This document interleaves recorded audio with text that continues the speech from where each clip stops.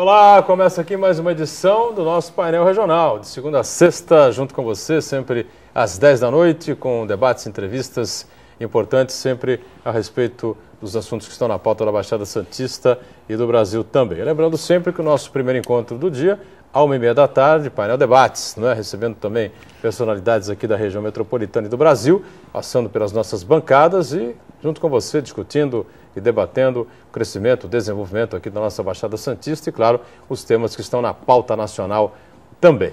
Painel Regional, nesta edição, com prazer, recebe a sempre deputada Maria Lúcia Prandi, do Partido dos Trabalhadores. Tudo bem, Maria Lúcia? Prazer revê-la.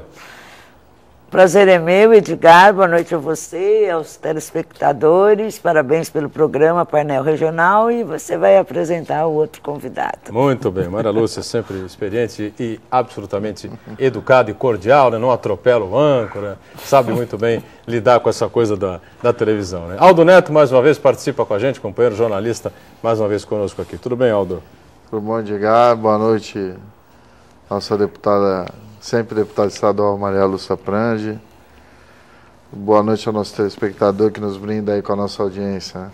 Verdade. Ao telespectador que está conosco, a gente está aqui ao vivo, né, mais uma vez no painel regional, sempre com você, o 3014-5281, você liga, não é? Participa com a gente, envia aí a sua pergunta, faz o seu comentário, opina a respeito dos temas, dos assuntos importantes que serão colocados na pauta, serão colocados em debate agora aqui no nosso painel regional.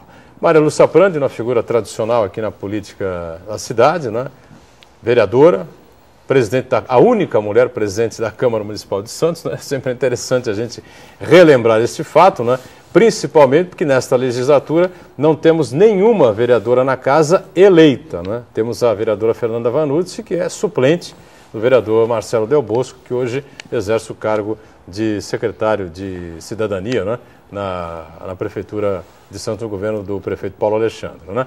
Então, um fato a lamentar-se, né? Sem nenhuma crítica, né? De nenhum senão a nenhum dos vereadores, nenhum dos homens que estão lá, mas sempre o lado feminino faz falta, né? Já faz 20 anos, né, que ela foi presidente da Câmara, mais de 20 anos já, né? Em 1995, né? 93, três.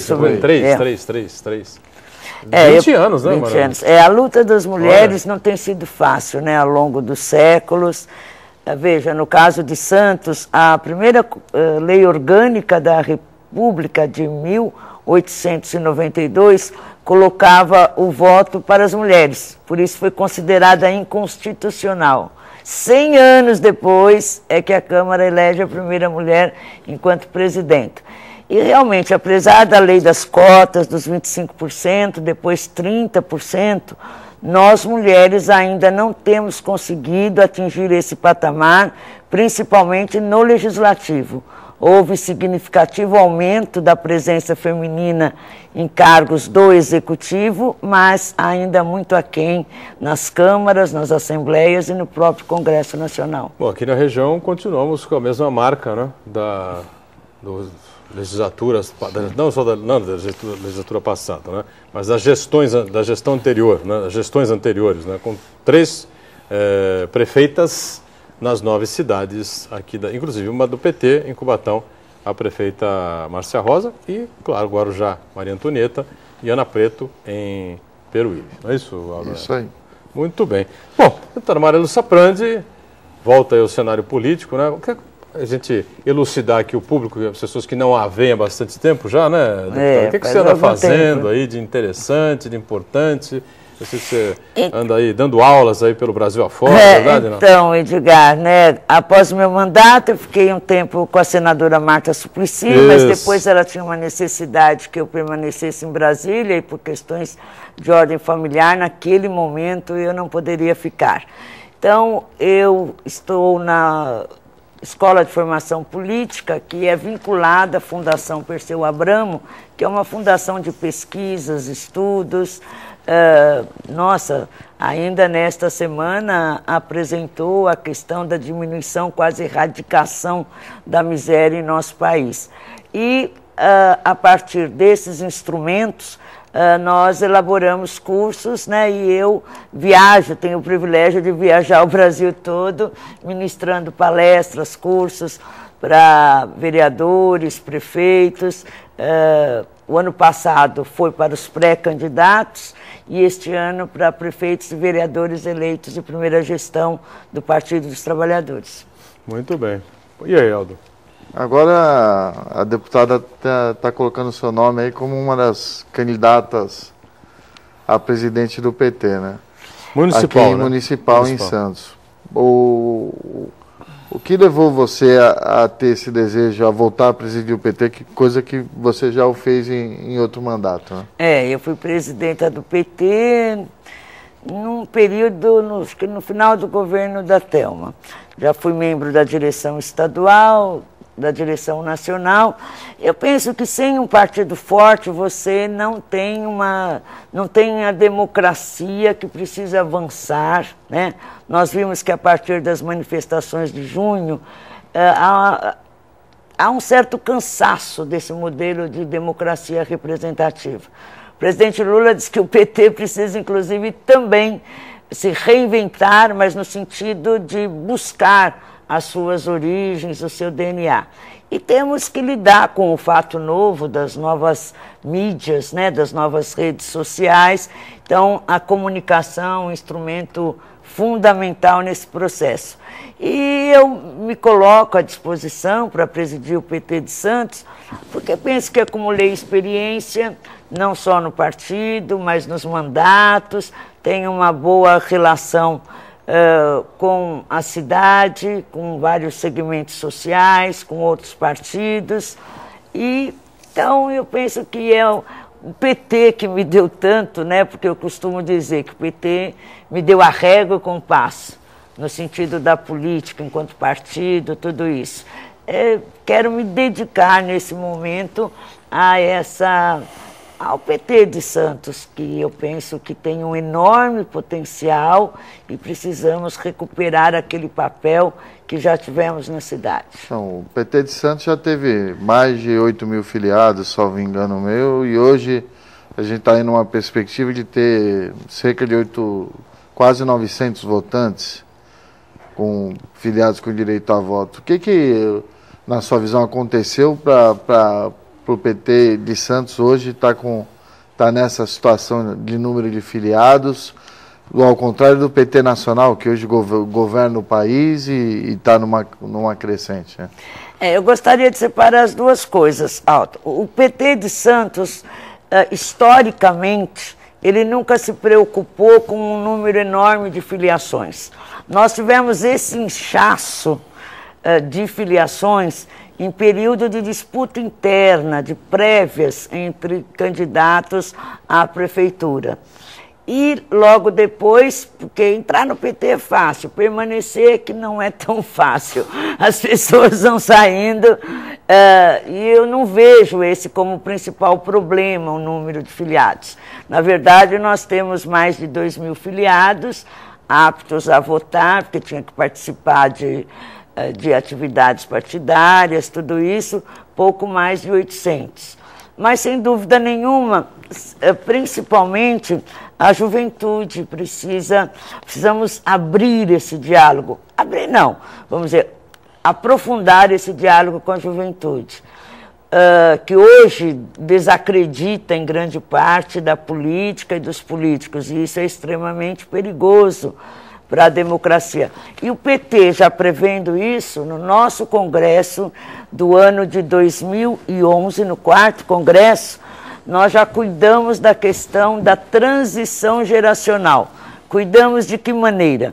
Cuidamos no sentido que 20% dos membros do diretório, seja municipal, estadual, nacional, enfim, de cada instância partidária, 20% dos membros tem que ter menos de 29 anos, já com a preocupação da formação de quadros, para que a juventude realmente vá se apropriando desse instrumento fundamental que é o fazer política para transformar a sociedade. Maria Lúcia, sem querer provocar aqui, nada, porque não é meu objetivo esse, evidentemente, né?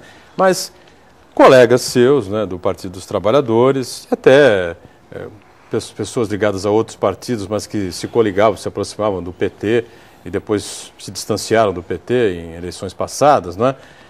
faziam sempre muitas críticas com aquela questão do PT apresentar à cidade sempre a mesma candidata. Não é?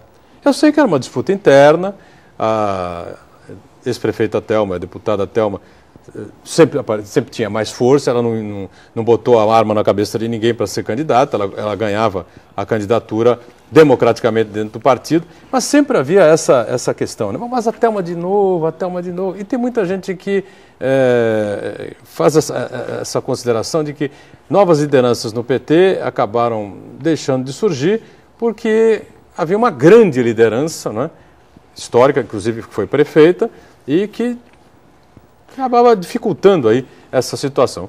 Eu sei que você não vai concordar com o que eu estou dizendo, né? Evidentemente, então você tem um espaço que você sabe que isso é verdadeiro, né? Muita gente dentro do PT faz essa crítica, faz essa avaliação aqui com a gente e tal, né? E muitos partidos que já foram aliados também fazem, né? O fato de muita gente no PT fazer essa avaliação não significa necessariamente, né, que eu concorde correta, claro, ou que ela seja verdadeira. Claro.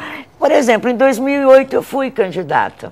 Foi candidata. A prefeita, certo? Vão dizer, já era um nome, sim, deputada de vários mandatos, e não vi o empenho do partido na minha candidatura. Apresentei como vice um jovem, o professor Daniel Vasques, sim, dando a ele, que aliás é extremamente competente, bastante espaço para desenvolver-se, para se colocar enquanto liderança política com todo o potencial que ele tem. Naquele momento, logo depois, inclusive quando convidado para presidir o partido e depois para outras questões, ele, professor universitário, recém-concursado.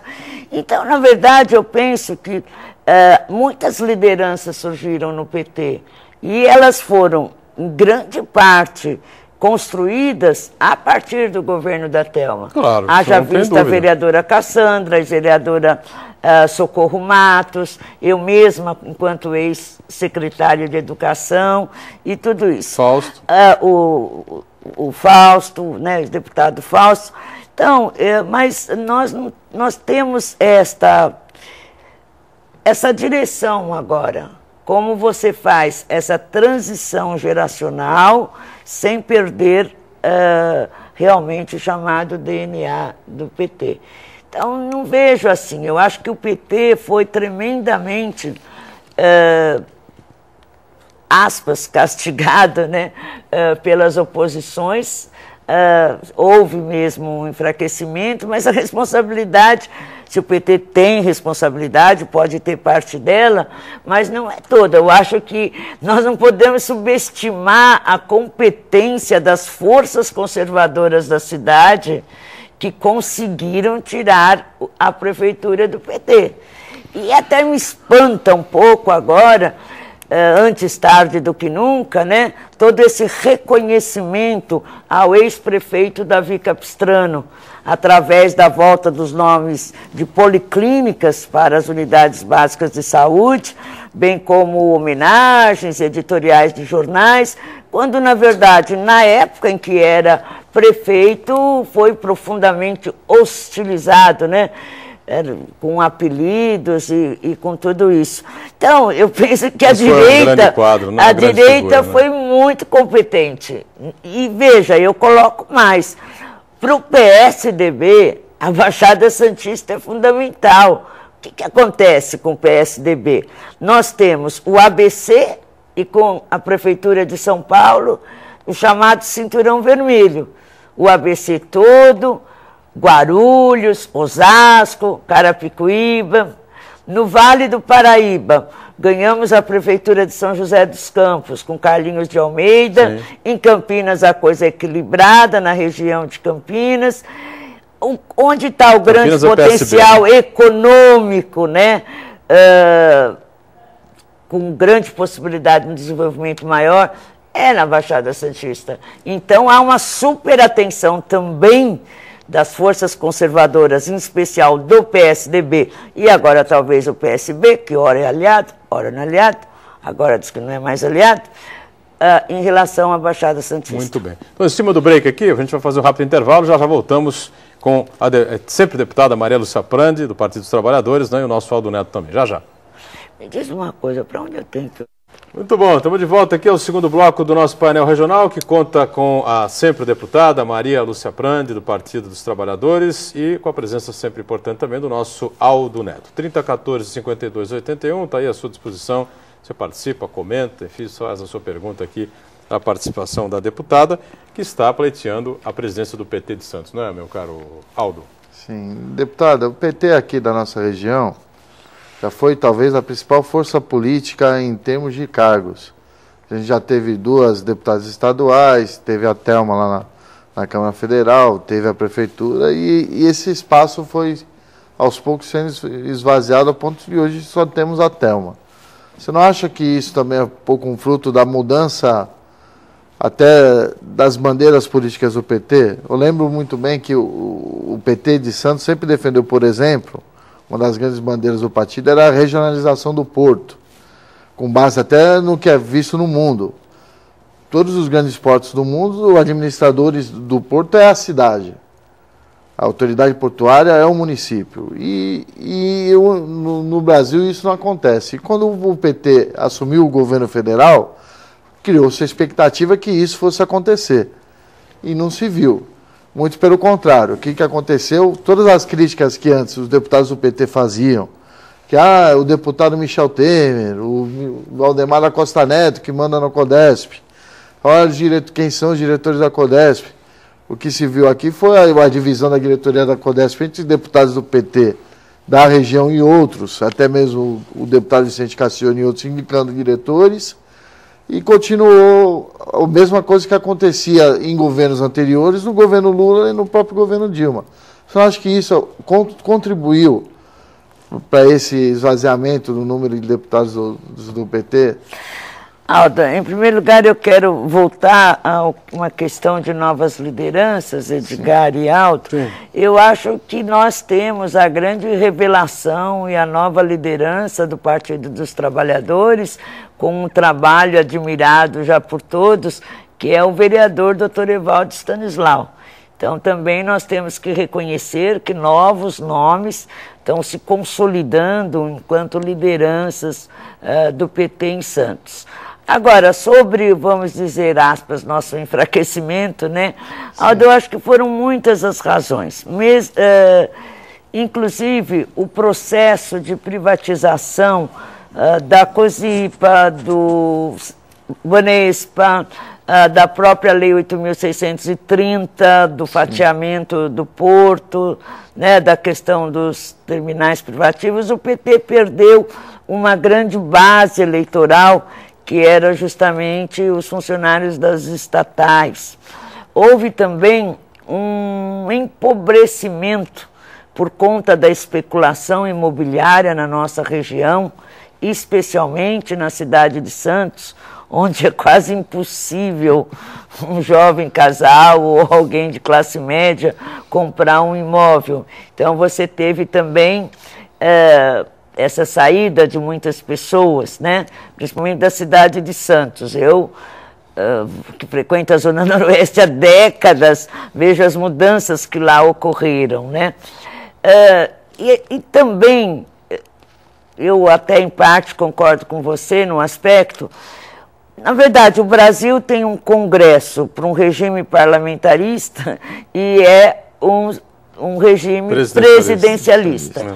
Então, o fato das alianças que são necessárias para governar acabou por trazer várias consequências, né?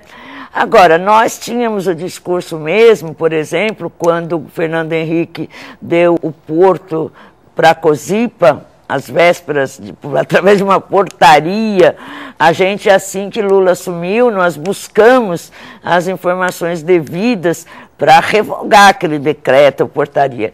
Só que a privatização tem um lado bastante perverso, né? Porque, na verdade, as indenizações seriam tão altas, tão absurdamente altas, que se tornavam inviáveis. Eu, inclusive, sou autora de legislação estadual, no processo autorizativo, da regionalização do Porto de Santos, né? E nós tivemos agora com a medida provisória 392, uma centralização novamente de todo o sistema portuário.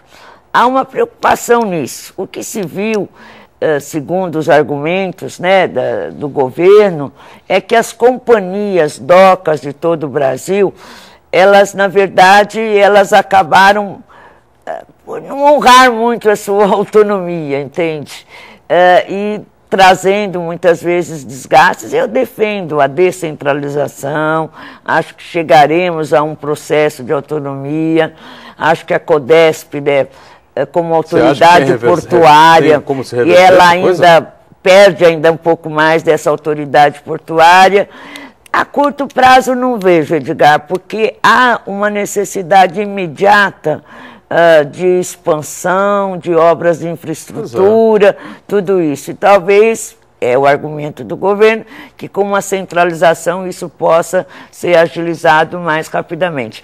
Mas, Aldo, eu penso que muitos outros fatores influenciaram o próprio peso mesmo com que os governos tucanos olharam a nossa região, né, a conveniência do PSB, que sempre teve, apoiar aqui, apoiar ali, essa confusão que se estabelece com os partidos da base aliada e com os partidos, como eles trabalham ao nível local, né, que chegou a confundir até petistas, que achavam que nós tínhamos que apoiar o candidato indicado pelo ex-prefeito Papa, que a gente sempre foi contra, no sentido que não podíamos perder nossa identidade, e além do mais, né, o jeito tucano do Papa ser, que foi comprovado agora com a ida dele para o PSDB. Então a política tem muitas nuances. Nós precisamos de um estudo mais detalhado sobre a região e o ponto essencial é o fortalecimento do partido. Por isso que eu me coloco à disposição para contribuir para essa tarefa. E a eleição no PT aqui de Santos ocorrerá no dia 10, é isso?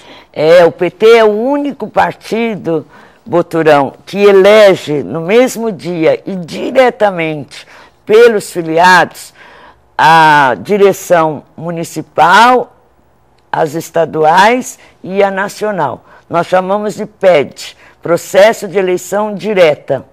Então, será dia 10 de novembro, no caso de Santos, na PUESP, é onde se vota presidente municipal, presidente estadual, presidente nacional. E além das chapas para a composição do diretório e também, coordenador, né, da macro-região, que é regional. Coordenador também é eleito?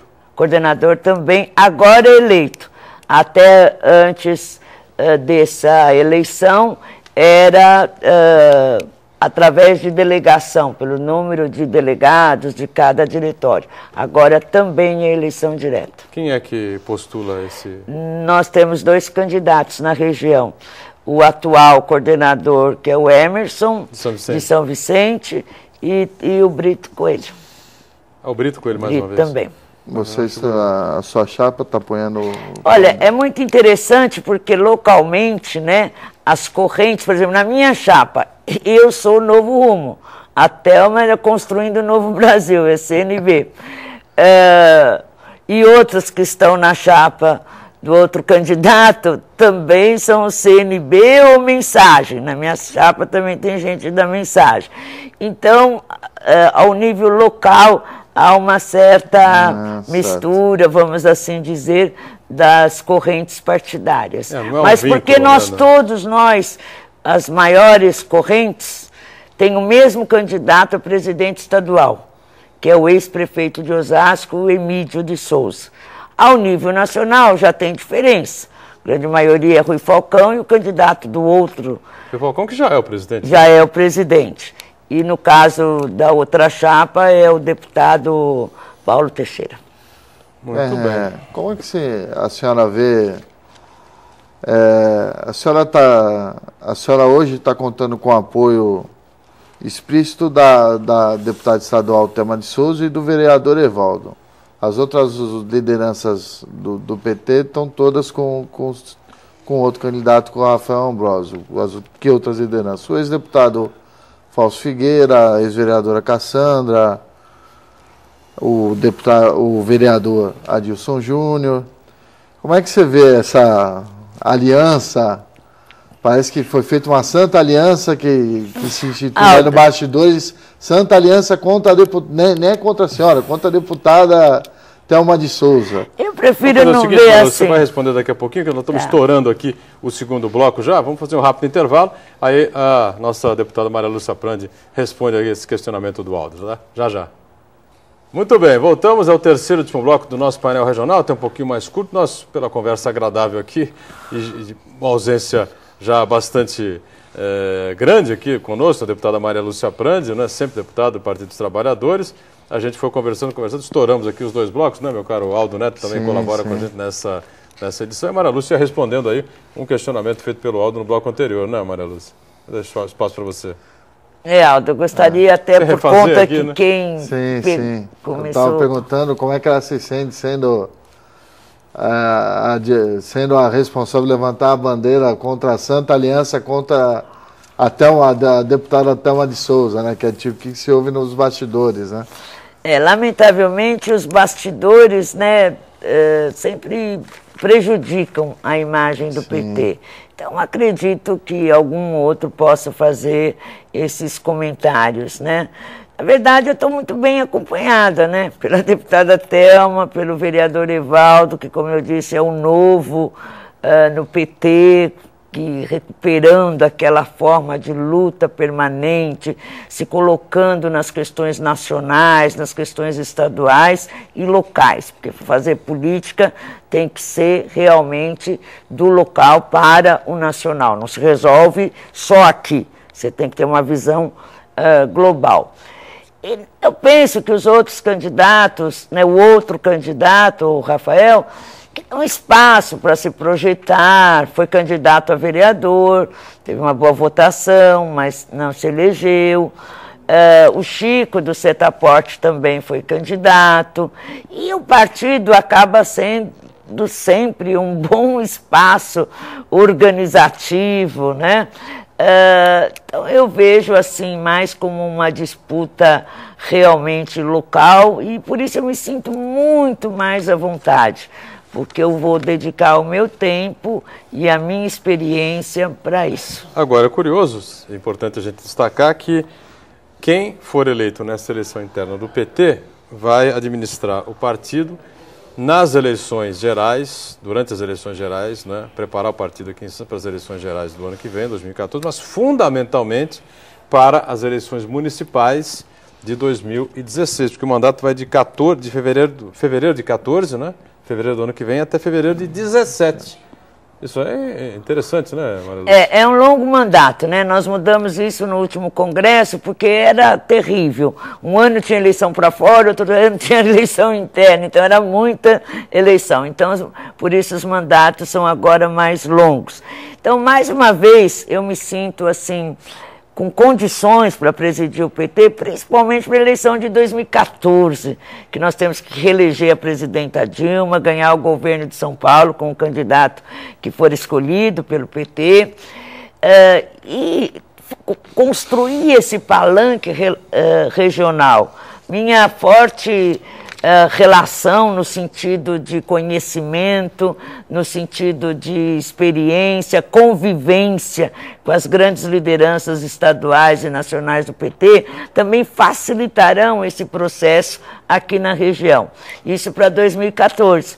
2016 será um outro momento, né? E penso sim que fundamental para a gente. Por isso estamos buscando já construir para que tenhamos um nome para enfrentar o jovem, mas com ideias um pouquinho antigas, atual prefeito de Santos. Você acredita que em 2016 o partido deve apresentar um novo nome?